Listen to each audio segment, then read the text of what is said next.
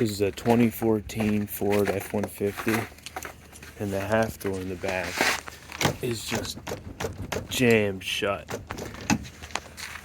Will not open, so I gotta squeeze through here. I got the seat all the way in the front, so can't really get in it through here. You gotta come here by the handle and then pop this panel with the flathead.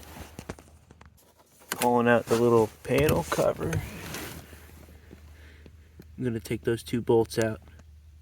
10mm. Now, got both bolts out. We need to remove it from the rest of the panel, so you gotta break free this panel from the rest of this plastic. It's just plastic clips. Nothing crazy. Might need to use a leverage, a small screwdriver. So you don't need this panel all the way out. We just do need access to this lower cable on the bottom here. That cable is what controls the lock.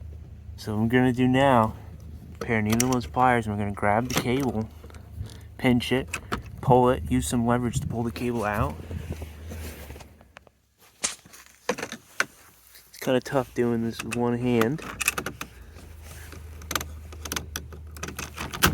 Pull it, and now the door's open. It seems to be, in this instance, the ball at the end of that cable, if I can get it there, fell out of its proper hole. I mean, it might not be pulling it enough. You're gonna have to diagnose it.